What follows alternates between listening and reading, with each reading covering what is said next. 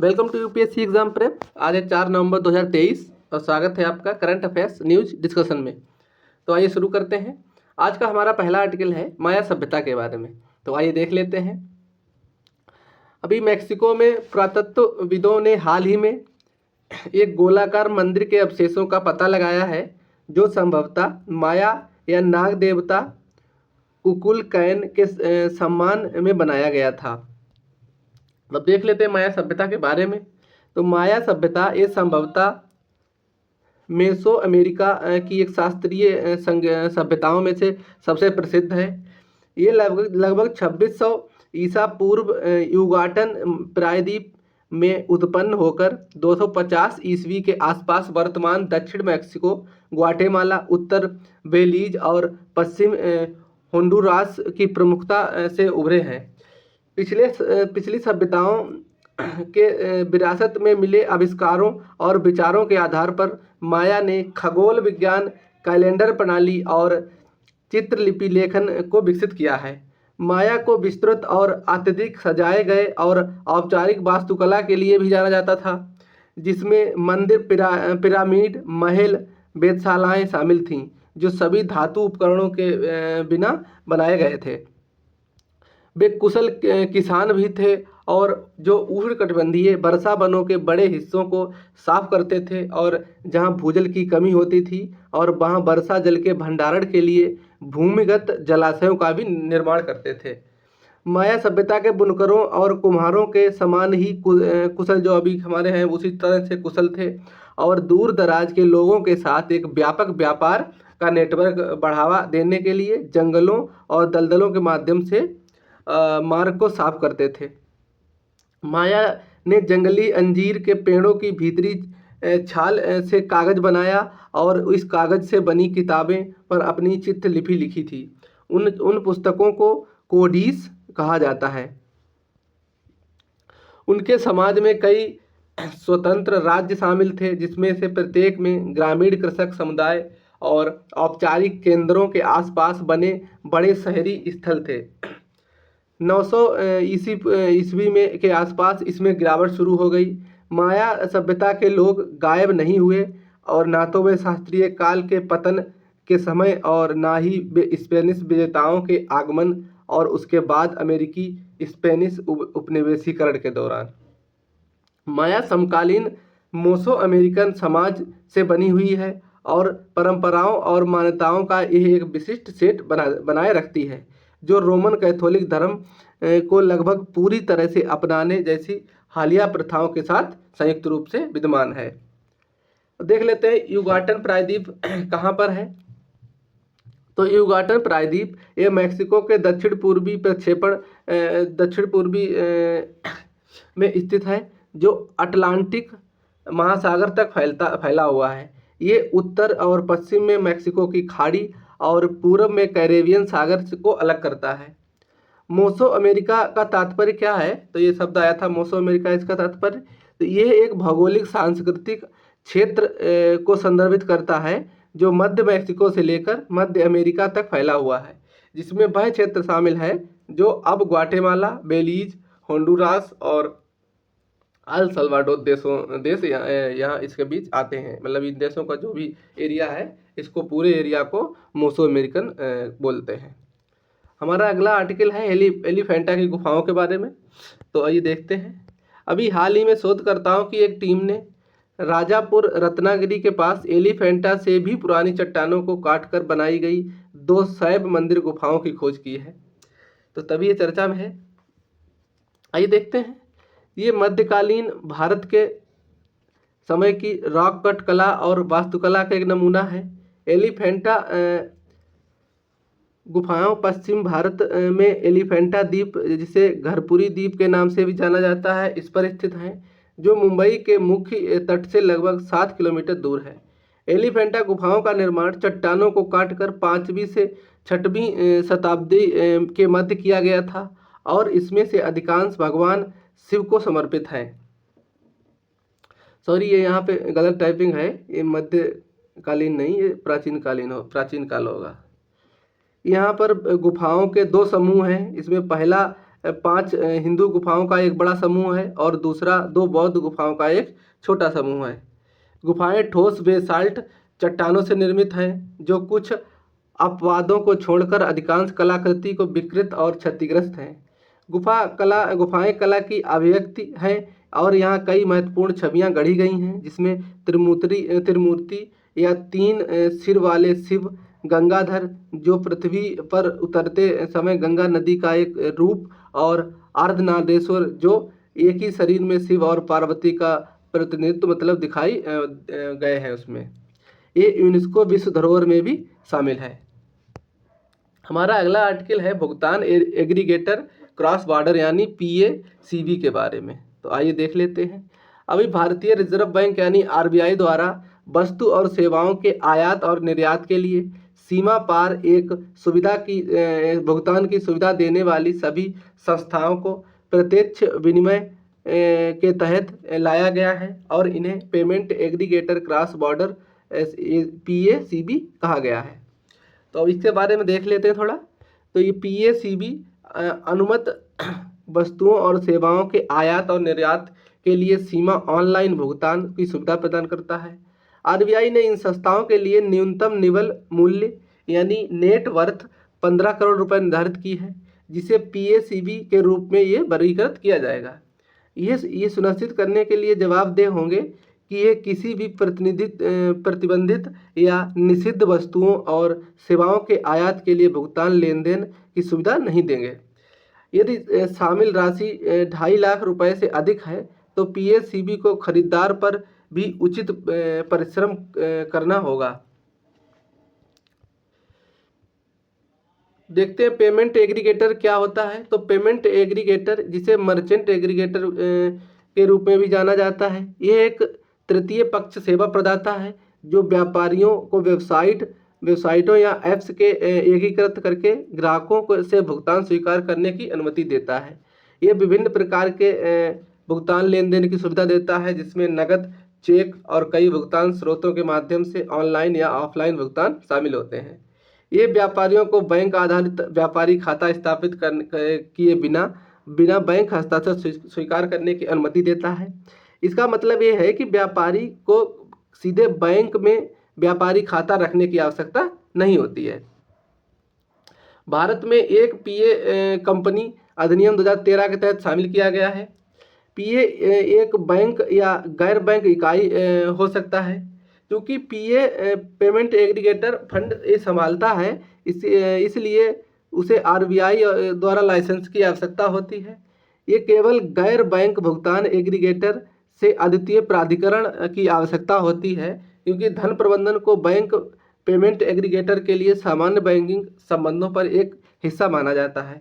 इसमें उदाहरण के लिए जैसे अमेजन पे हो गया, गूगल पे हो गया, फ़ोन पे हो गया, रेजर पे हो गया, पाइन लैब्स आदि इनके द्वारा ये पेमेंट एग्रीगेटर हैं। अब देख लेते हैं पेमेंट गेटवे क्या होता है। तो पेमेंट गेटवे ये एक सॉफ्टवेयर सेवा है जो व्यक्ति के बैंक खाते को उस प्लेटफॉर्म से जोड़ती है जहां व्यक्ति धन को ट्रांसफ़र करता है। ये net banking, credit card, debit card, UPI या अन्य ऑनलाइन वॉलेट जैसे विभिन्न भुगतान मोड के माध्यम से ऑनलाइन लेन देन करने के लिए अधिकृत करता है। पेमेंट गेटवे एक तीसरे पक्ष की भूमिका निभाता है जो व्यक्ति के धन को बैंक खाता से व्यापारी के भुगतान पोर्टल को सुरक्षित रूप से स्थानांतरित यानी ट्रांसफर करता है। पेमेंट एग्रीगेटर बनाम पेमेंट गेटवे। तो इसमें पेमेंट गेटवे ये एक सॉफ्टवेयर है जो ऑनलाइन लेन देन करने की अनुमति देता है, जबकि पेमेंट एग्रीगेटर इन सभी पेमेंट गेटवे को शामिल करता है। भुगतान गेटवे एक मध्यस्थ होता है और जबकि भुगतान एग्रीगेटर ये एक इंटरफेस है जो भुगतान गेटवे लेन देन को संसाधित करता है। अधिकांश भुगतान एग्रीगेटर्स अपने व्यापारिक जो ग्राहक होते हैं उनको विभिन्न विशिष्ट सेवाएं प्रदान करने के लिए भुगतान गेटवे के मालिक होते हैं। हमारा अगला आर्टिकल है लूसी मिशन के बारे में। तो आइए देख लेते हैं। नासा ने लूसी अंतरिक्ष यान ने डिंकिनेस नामक एक क्षुब्ध ग्रह की उड़ान सफलतापूर्वक पूरी की है, तो तभी ये चर्चा में है। तो लूसी मिशन ये नासा का अपनी तरह का पहला मिशन है जो बृहस्पति के मायावी ट्रोजन क्षुब्ध ग्रह का पता लगाएगा। इसे 16 अक्टूबर 2021 को अमेरिका के फ्लोरिडा में कैनेडी अंतरिक्ष केंद्र से सफलतापूर्वक लॉन्च किया गया था। ये अपने 12 वर्षीय मिशन के दौरान लूसी रिकॉर्ड तोड़ संख्या में क्षुब्ध ग्रहों का पता लगाएगा और ये मंगल और बृहस्पति की कक्षाओं के बीच सूर्य के चक्कर लगाने वाले क्षुब्ध ग्रहों की जो बेल्ट में 2 उड़ान भरेगा और 10 ट्रोजन जिसमें 5 क्षुब्ध ग्रह लक्ष्य और उसमें 3 उपग्रह शामिल हैं। लूसी भी पृथ्वी के गुरुत्वाकर्षण के बल से पाने के लिए 3 बार पृथ्वी के पास से उड़ान भरेगा, जिससे ये बाहरी सौर मंडल से पृथ्वी के आसपास लौटने वाला पहला अंतरिक्ष यान बन जाएगा। अंतरिक्ष यान में 2 अवरक्त स्पेक्ट्रोमीटर और 4 कैमरे लगे हैं। देख लेते हैं ट्रोजन क्षुब्ध ग्रह क्या होते हैं। तो ये ट्रोजन क्षुब्ध ग्रह जो किसी ग्रह के साथ एक कक्षा साझा करते हैं, लेकिन ये अग्रणी यानी L4 और अनुगामी यानी L5 लैग्रेंज बिंदुओं पर स्थित होते हैं, उन्हें ट्रोजन क्षुब्ध ग्रह के रूप में जाना जाता है। यह क्षुब्ध ग्रह सूर्य के चारों ओर किसी ग्रह की एक कक्षा में स्थिर लैग्रेंज बिंदु पर अधिकार कर लेते हैं। ये 4.5 अरब वर्ष पूर्व सौर मंडल के गठन की सबसे पुराने अवशेषों में से कुछ हैं। वर्तमान में बृहस्पति से जुड़े 4800 से अधिक ज्ञात ट्रोजन मतलब बृहस्पति ग्रह से जुड़े जो 4800 क्षुब्ध ग्रह हैं, इनकी पहचान हो चुकी है। ये 2 ढीले समूहों में सूर्य की परिक्रमा करते हैं। एक समूह अपनी कक्षा में बृहस्पति से आगे चल रहा है, तो दूसरा सूर्य बृहस्पति के समान दूरी पर चल रहा, उसके या पीछे चल रहा है। लैग्रेंज बिंदु क्या होता है? तो लैग्रेंज बिंदु ये अंतरिक्ष में स्थित वे स्थान होते हैं जहां सूर्य और पृथ्वी जैसे द्विपिंडीय प्रणाली के गुरुत्वाकर्षण बल और प्रबल आकर्षण और प्रतिकर्षण क्षेत्रों का उत्पन्न जो करते हैं, उनको लैग्रेंज बिंदु बोलते हैं। लैग्रेंज बिंदु में वे स्थितियां हैं जहां 2 बड़े द्रव्यमानों का गुरुत्वाकर्षण खिंचाव की एक छोटी सी वस्तु को उनके साथ चलने के लिए आवश्यक केंद्राभिमुख बल के बराबर होता है। इनका उपयोग अंतरिक्ष यान द्वारा स्थित में बने रहने के लिए आवश्यक ईंधन की खपत को कम करने के लिए किया जाता है। हमारा आदित्य L1 वहीं ये भी L1 लैग्रेंज बिंदु पर जाके वहाँ रह के सूर्य की स्टडी करेगा। हमारा अगला आर्टिकल है बोलिविया के बारे में, तो देख लेते हैं। तो बोलिविया ये दक्षिण अमेरिका महाद्वीप का एक देश है और इसके जो पड़ोसी देशों में तो ब्राज़ील और पेरू, चिले, अर्जेंटीना और पराग्वे, इससे ये अपनी सीमा साझा करती है बोलिविया। और यहाँ पे एक लेक है, ये जो हम छोटी सी दिख रही है वाटर बॉडी, ये लेक टिटिकाका है। अब आइए इसके बारे में जान लेते हैं। हाल ही में बोलिविया ने कहा है कि उसे गाजा पट्टी पर हमला के कारण इजराइल के साथ अपने राजनयिक संबंध तोड़ दिए हैं बोलिविया ने, तभी ये चर्चा में है। तो बोलिविया की आधिकारिक तौर पर बोलिविया का एक बहुराष्ट्रीय राज्य है तथा इसे पश्चिम मध्य दक्षिण अमेरिका में स्थित भूमि से ये घिरा हुआ एक मतलब स्थलरुद्ध देश है। जैसा कि हमने देखा, इसका नाम स्वतंत्रता सेनानी साइमन बोलीवर के नाम पर रखा गया है। ये देश उबड़ खाबड़ एंडीज पर्वतमाला में स्थित है, जहां अमेजन बेसिन के उच्च पठार और तराई मैदान हैं। देश का 1/3 हिस्सा इसका एंडीज पर्वत श्रृंखला के तहत ही है, मतलब देश का 1/3 हिस्सा एंडीज पर्वत में ही आ जाता है। इसके सीमावर्ती देश जिसे हमने अभी देखे, इसमें अर्जेंटीना, ब्राज़ील, चिले, पराग्वे और पेरू से इसकी सीमा लगती है। इसकी संवैधानिक राजधानी सुक्रे है, जबकि सरकार द्वारा कार्यकारी राजधानी लापेज है। बोलिविया समुद्र तल से 12,500 फीट की ऊंचाई पर बड़े जहाज़ों के आवागमन योग्य दुनिया की सबसे ऊंची झील लागो टिटिकाका पर नियंत्रण साझा करता है, वो हमने मैप पे देख लिया है। इतिहास इसका देख लेते हैं। तो इस क्षेत्र पर 15वीं और 16वीं शताब्दी के दौरान इंका नामक एक प्राचीन सभ्यता ने शासन किया था। इंका नामक, ध्यान रखना, एपीटी में ऐसे क्वेश्चन पूछ लेते हैं कभी कभी। यहाँ स्पेनिश विजेता 1538 में यूरोप से आए और इस क्षेत्र पर नियंत्रण हासिल कर लिया। यहाँ 1825 में स्पेनिश शासन से ये अलग हो गया था। इसके बाद अधिकांश इतिहास में इसमें तख्ता पलट और जवाबी तख्ता पलट की एक श्रृंखला शामिल है। मतलब ऐसा होता रहता है, जिसमें आखिरी तख्ता पलट 1978 में हुआ था। यहाँ पर तख्ता पलट होता रहता है। यहाँ लोकतांत्रिक नागरिक शासन की स्थापना 1982 में हुई है। यहाँ ये एक गणतंत्र है। इसका नया संविधान बोलीविया को सामाजिक इकाईवादी राज्य के रूप में परिभाषित करता है। इस देश का प्रमुख और सरकार का प्रमुख दोनों राष्ट्रपति ही होते हैं और इसकी मुद्रा है बोलिवियानो। इसकी आधिकारिक 37 आधिकारिक भाषाएं हैं, जिसमें स्पेनिश भाषा भी शामिल है। बोलीविया में एक मिश्रित आर्थिक प्रणाली है, जिसमें केंद्रीकृत आर्थिक योजना और सरकारी विनियमन के साथ संयुक्त विभिन्न निजी स्वतंत्रताएं शामिल हैं। हमारा अगला आर्टिकल है कावा रीजन के बारे में। तो आइए देख लेते हैं। हाल ही में कोपरनिकस सेंटिनल-2 मिशन ने कावा रीजन क्रेटर झील की आश्चर्यजनक छवियां खींची हैं, जो पृथ्वी की सतह की ऑप्टिकल छवियों को प्रदान करता है। इसके कावा रीजन के बारे में देख लेते हैं। तो ये कावा रीजन पूर्वी जावा इंडोनेशिया में स्थित एक ज्वालामुखी क्रेटर झील है। ये बड़े रीजन ज्वालामुखी परिसर का हिस्सा है, जिसमें कई अन्य क्रेटर शामिल हैं। कावा रीजन का मुख्य आकर्षण आश्चर्यजनक फिरोजा रंग की क्रेटर झील है। यहाँ पानी का जीवंत रंग घुलते हुए सल्फ्यूरिक एसिड और अन्य खनिजों की उच्च सांद्रता के कारण है। ये झील दुनिया की सबसे बड़ी अत्यधिक अम्लीय क्रेटर झील है। इस झील को यूनेस्को की विश्व बायोस्फीयर रिजर्व में शामिल किया गया है। ये ज्वालामुखी परिसर अभी भी सक्रिय और कावा रीजन उन क्षेत्रों में से एक है जहां ज्वालामुखी गतिविधि देखी जाती है। ज्वालामुखी से सल्फर गैसें निकलती हैं, जो प्रज्वलित से हो सकती हैं और विशेषकर रात में प्रभावशाली नीली लपटें पैदा कर सकती हैं। इसमें लपटों में अक्सर नीली आग कहा जाता है। इनको कावा रीजन के आसपास का क्षेत्र पारंपरिक सल्फर खनिज के लिए जाना जाता है। अब देख लेते हैं कोपरनिकस सेंटिनल-2 के मिशन के बारे में कुछ तथ्य।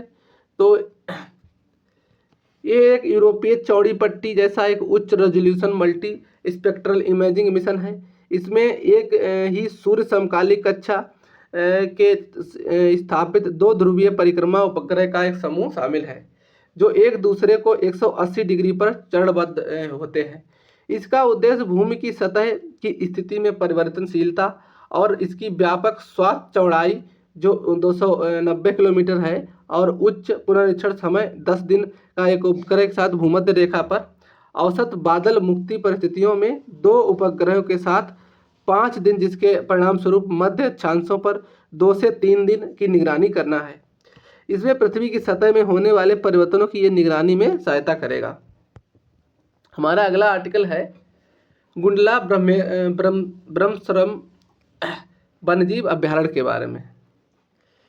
तो आइए देख लेते हैं।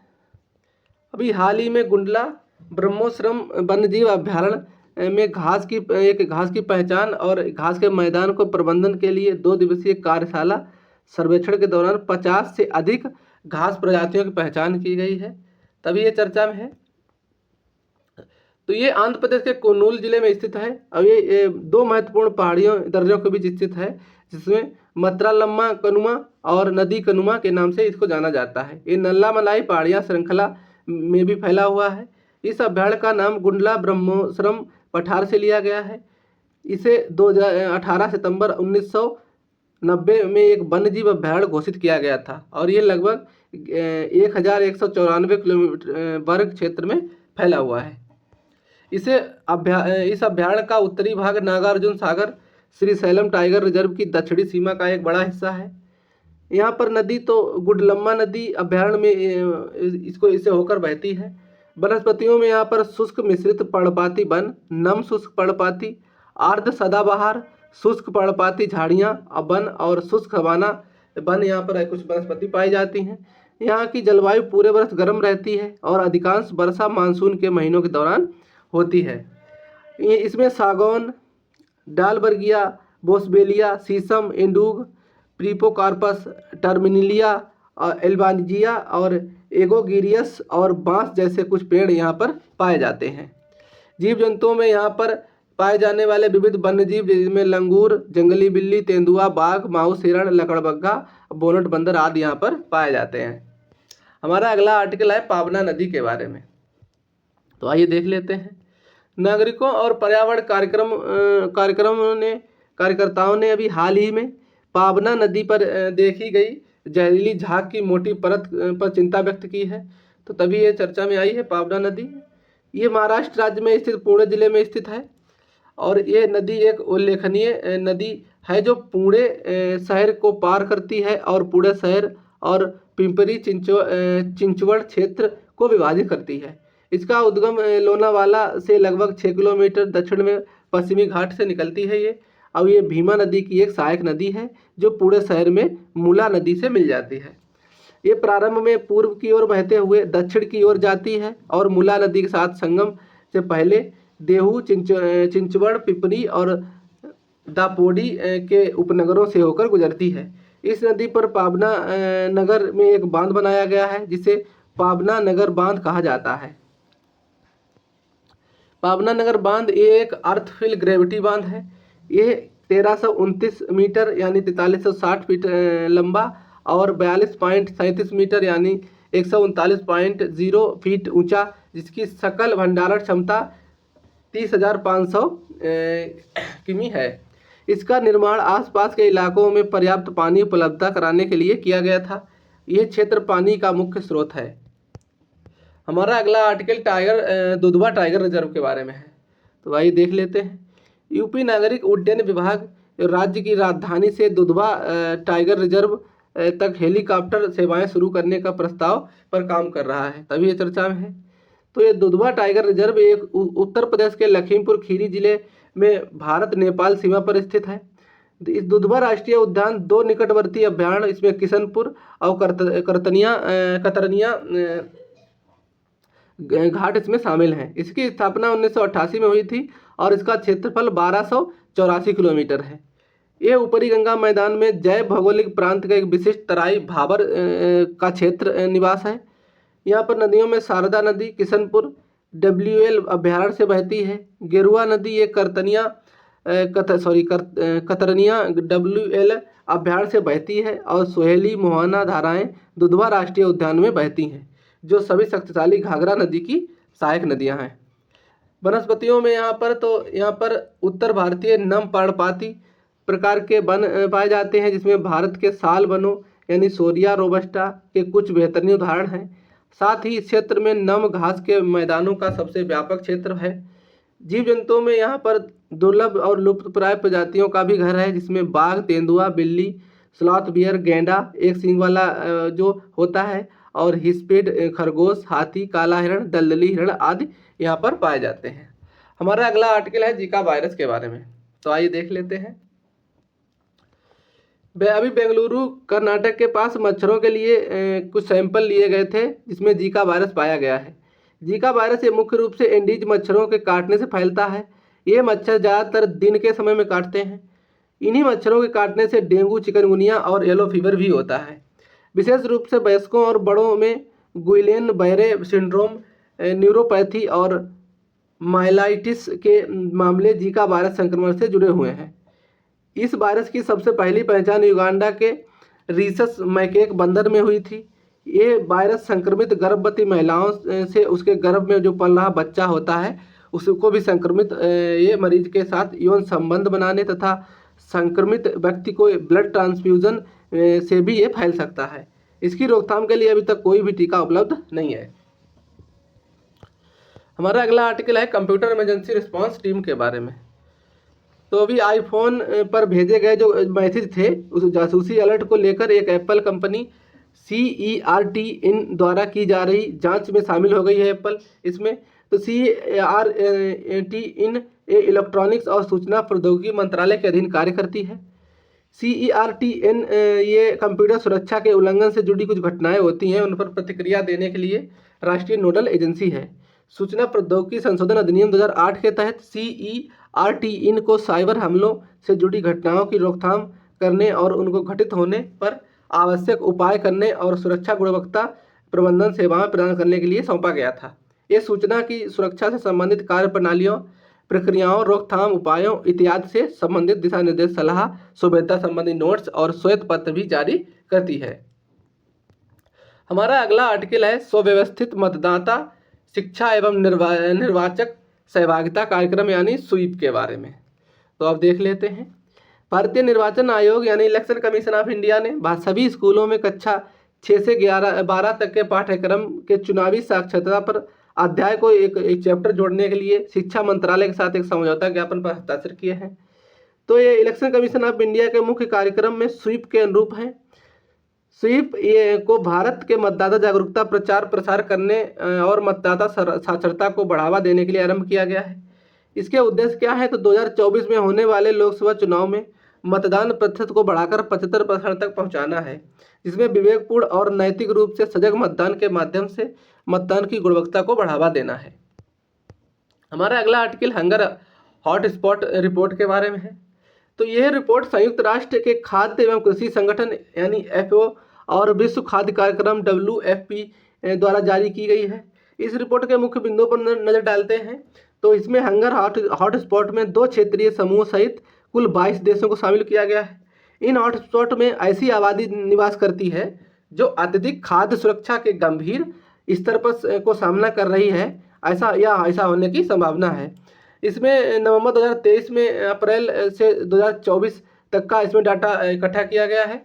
इसमें बुर्किना फासो, माली, दक्षिणी सूडान और सूडान ये सर्वाधिक चिंताजनक स्तर के पर बने रहेंगे लगातार, और पाकिस्तान और अफगानिस्तान को बहुत अधिक चिंताजनक के स्तर पर रखा गया है।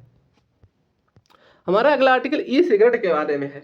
अभी एक अध्ययन के अनुसार पता चला है कि ऑस्ट्रेलिया, चीन और भारत, यूनाइटेड किंगडम में 85% युवाओं ने किसी न किसी मीडिया प्लेटफॉर्म पर ई सिगरेट से संबंधित विज्ञापन को देखा है।